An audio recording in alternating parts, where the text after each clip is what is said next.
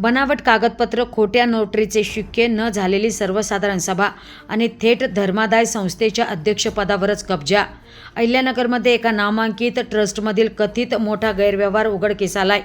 Doctor Rakesh Gandhi त्यांच्या पत्नीसह इतरांविरोधात तोफखाना police ठाण्यात गंभीर स्वरूपाचा गुन्हा दाखल करण्यात आलाय. अहिल्यानगर शहरातील रेंज फाउंडेशन या धर्मादाय संस्थेतील कथित गैरव्यवहारामुळे शहरात एकच खळबळ उडाली.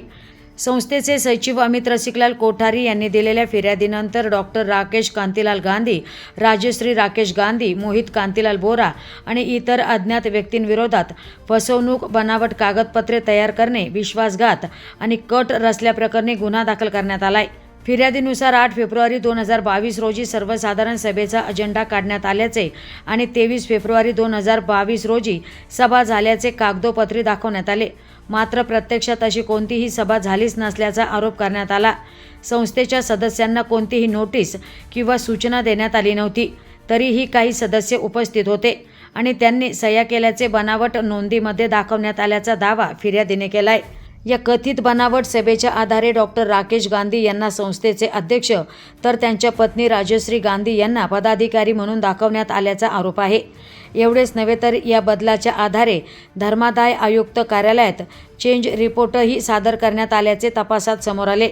या प्रकरणातील सर्वात गंभीर बाब म्हणजे कागदपत्रांवर वापरण्यात आलेले नोटरीचे शिक्के आणि सह्या. तपासात संबंधित नोटरीच्या अधिकृत रजिस्टरमध्ये या कागदपत्रांची कोणतीही नोंद नसल्याचे स्पष्ट झाले. त्यानंतर केंद्रीय विधी आणि न्याय मंत्रालयाच्या चौकशीत संबंधित नोटरीची सनद 22 डिसेंबर 2025 रोजी रद्द करण्यात आल्याची माहिती समोर आली. त्यामुळे बनावट नोटरीचा वापर करून संपूर्ण कागदपत्रांचा खेळ रचल्याचा संशय अधिक गडद झालाय. फिर्यादीच्या म्हणण्यानुसार HDFC बँकेतील ट्रस्टच्या खात्यातून मोठ्या प्रमाणात आर्थिक व्यवहार आणि कर्जाची उचल झाल्यानंतर हा संपूर्ण प्रकार उघडकीस आला. त्यानंतर संस्थेची कागदपत्रे तपासली असता बनावट प्रोसिडिंग बुक, खोट्या सह्या आणि तारखांमधील गंभीर विसंगती समोर आली. विशेष म्हणजे डॉक्टर राकेश गांधी यांच्यावर यापूर्वीही HDFC बँकेतील तब्बल 8.5 कोटी रुपयांच्या कथित बनावट कर्ज प्रकरणी गुन्हा दाखल असल्याचे समोर आले.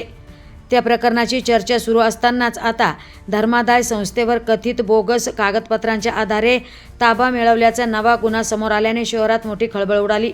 या संपूर्ण प्रकरणाची गंभीर दखल घेत तोफखाना पोलीस ठाण्यात गुन्हा नोंदवण्यात आला असून या घटनेचा तपास पोलीस निरीक्षक बालाजी वैद्य यांच्या मार्गदर्शनाखाली सुरू असून तपासात आणखी काही धक्कादायक पुरावे आणि नवीन नावे समोर येण्याची शक्यता पोलिसांनी व्यक्त केली आहे. प्रतिनिधी राणी कासलीवाल, डिजिटल अहिल्यानगर.